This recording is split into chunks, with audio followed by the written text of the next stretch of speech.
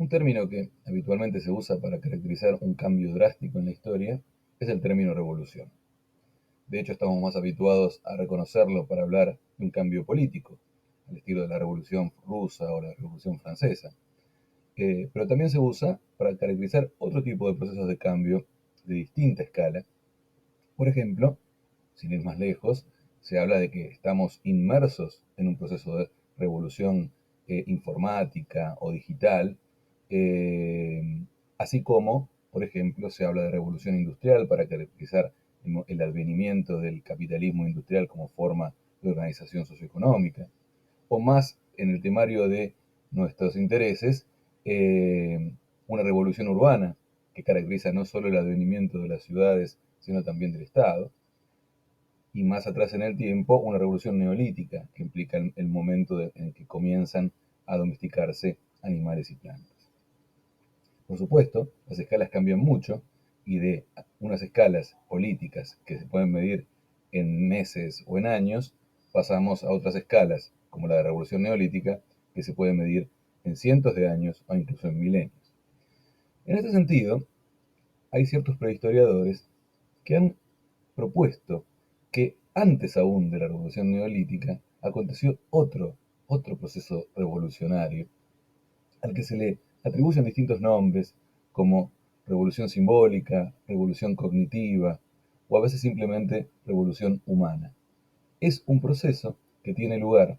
desde finales del Paleolítico Medio y el Paleolítico Superior, digamos a partir de unos 100.000 años antes del presente en adelante, hasta unos 40.000 años o 30.000 años antes del presente, en el que se producen una serie de cambios, o al menos están documentados arqueológicamente, una serie de novedades que permiten interpretar que es ese periodo el periodo en el que comienza a presentarse aquello que caracteriza más específicamente al ser humano en el sentido de lo que el Homo sapiens desde el comienzo de su existencia empieza a desplegar como algunas de sus características principales. Vamos a ver ahora qué tipo de evidencia tenemos para caracterizar esta revolución en el Paleolítico Superior. Ese proceso de cambio drástico, pero que se mide en milenios, es de alguna manera el cambio que introduce al humano, ¿no? Que introduce al devenir humano del Homo sapiens. Es un proceso que podemos establecer a partir de los últimos 100.000 años, lo que coincide no con el comienzo del Homo sapiens como especie, pero sí su expansión desde África hacia el resto de los continentes. Este proceso está caracterizado por una serie de novedades que se advierten en el registro arqueológico y que tienen que ver, por una parte, con la diversificación de los artefactos producidos en términos de herramientas, de armas o de adornos para el cuerpo. Por otra parte, con la diferenciación de áreas en el espacio que se ocupa, áreas de caza, áreas de cocción de alimentos, áreas para descanso. Por otra parte, con la documentación de bienes que se advierten en lugares relativamente lejanos respecto de su procedencia, por lo tanto, implicando un tipo de circulación de bienes en unas distancias relativamente considerables, pero además una serie de indicaciones acerca de enterramientos intencionales, representaciones rupestres o elaboración de estatuillas que hablan de la capacidad simbólica de estos humanos del Paleolítico Superior. Por ejemplo, en estos objetos que se advierten y que fueron encontrados en dos cuevas en Sudáfrica de más de 70.000 años de antigüedad, podemos ver la perforación de estos caparazones o estas marcas en un trozo de ocre que seguramente implican algún tipo de actividad deliberada del trabajo de ese tipo de objetos en busca de una expresión simbólica, cualquiera sea su contenido específico. En cuanto a los enterramientos, por ejemplo, tenemos en este caso un enterramiento de más de 30.000 años en Zungir, en Rusia, donde claramente el individuo fue dispuesto intencionalmente en este tipo de enterramiento que incluye cierta decoración del cuerpo. Y en cuanto a las representaciones rupestres, ya desde 45.000 años antes del presente tenemos estas representaciones en Sulawesi, en Indonesia, o estas otras algo más recientes, del 30.000 a.C. En la cueva de Chauvet en Francia, en donde se representan distintos tipos de animales y donde se aprecia una, una capacidad simbólica en relación con esas representaciones y ese modo de articulación entre los distintos animales, o en este caso, por ejemplo, entre los cerdos y estas manos humanas. En cuanto a las estatuillas, es significativa esta muy conocida figurina del hombre león de Stadel en Alemania, más de 35.000 años de antigüedad, que articula un cuerpo humano y una cabeza de felino, o las primeras representaciones de las llamadas figurinas de Venus, que representan cuerpos femeninos marcando fuertemente los atributos femeninos. Las más tempranas, esta en este caso, una Venus procedente de Alemania, tiene más de 30.000 años de antigüedad. Todo este tipo de novedades, y particularmente estas que tienen que ver con el campo simbólico, hablan de la expansión de las capacidades cognitivas que derivan del proceso de encefalización, es decir, de complejización del cerebro del Homo sapiens. Esa expansión y esa creciente encefalización permite un tipo de habilidades al Homo sapiens que no están presentes, o que están presentes de una manera mucho más menguada en otras especies dentro de la evolución de la especie humana. Eh,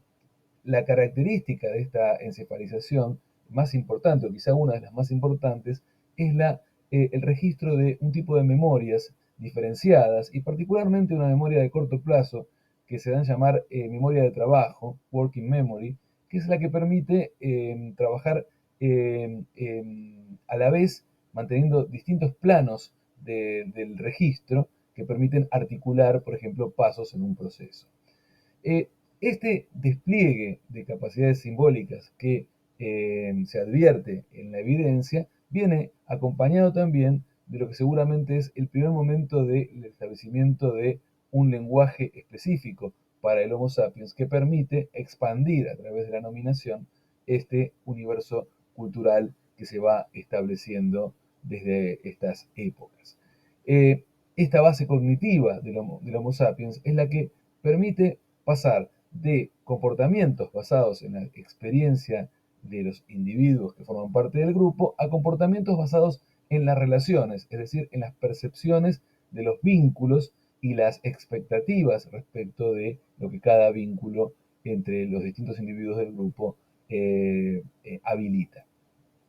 De alguna manera también esto ha sido caracterizado en términos de regularidades basadas en comportamientos a reglas institucionalizadas propias del devenir humano.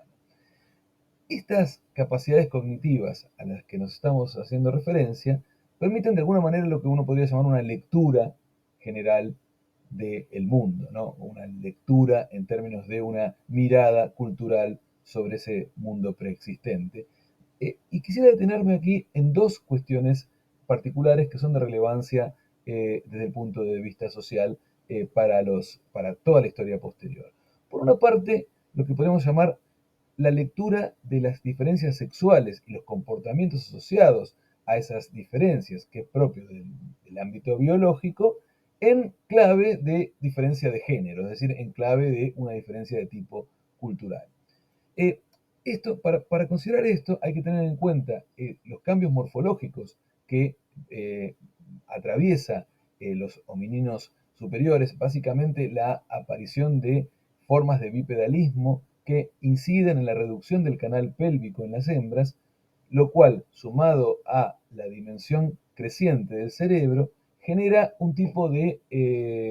relaciones en las que las crías nacen en un momento temprano de su gestación, lo cual implica que requieren de una mayor atención y cuidados durante un periodo prolongado. Esto a su vez lleva a un mayor periodo de inmovilidad de las hembras y a cierta necesidad de abastecimiento de la hembra y sus crías. Estas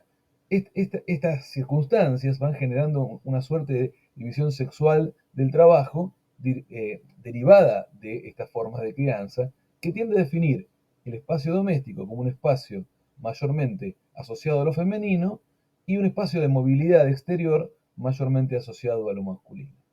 Esto es interesante porque desde el punto de vista de lo que plantea Almudena Hernando, las identidades individualizadas son un atributo que se puede establecer con más especificidad en relación con estos dominios de la movilidad, y a partir de estas identidades individualizadas es posible caracterizar a posteriori la emergencia de posiciones de poder masculino sobre ese ámbito femenino ligado a la inmovilidad o al espacio doméstico. El segundo, el segundo asunto que me gustaría considerar en términos de una lectura cultural de este dominio biológico es el que tiene que ver con el surgimiento de relaciones de parentesco en un sentido específicamente cultural.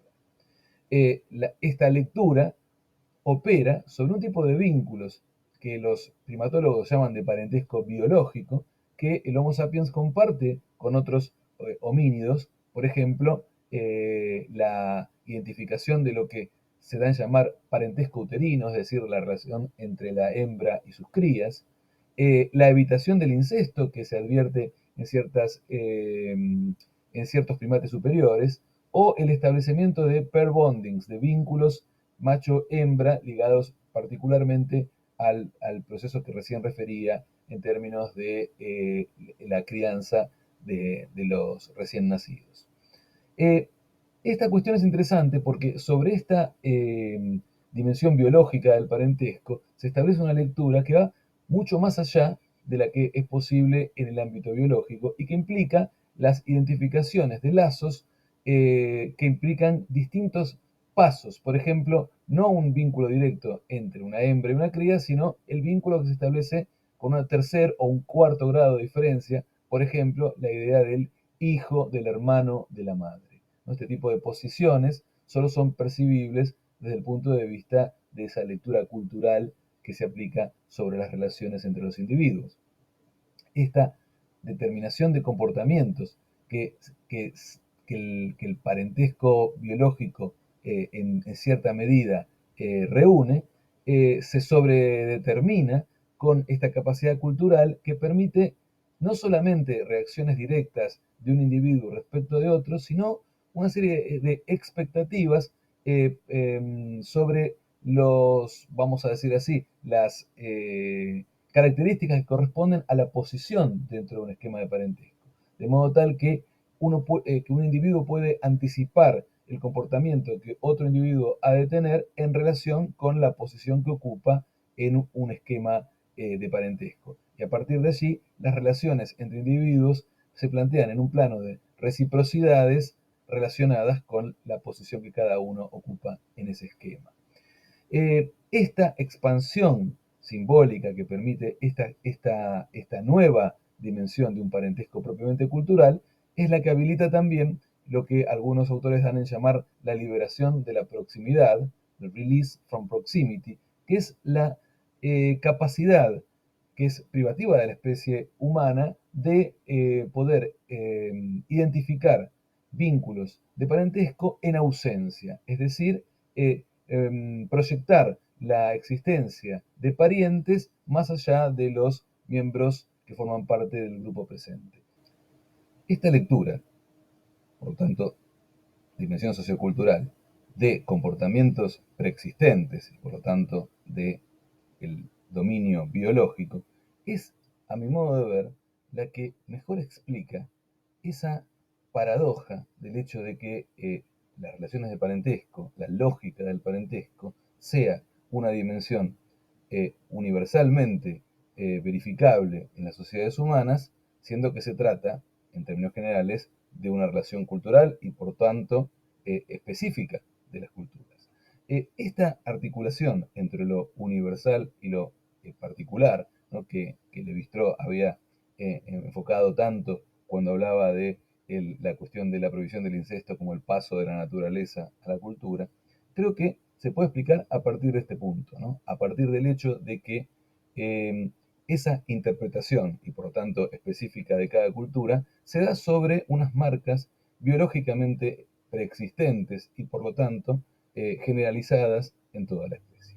Este punto me parece que es fundamental entonces para explicar por qué la lógica de parentesco es tan importante a partir de entonces en las sociedades humanas, una importancia que luego será tamizada por la aparición de otras lógicas, pero que sigue siendo estructurante de los lazos sociales, incluso en el presente.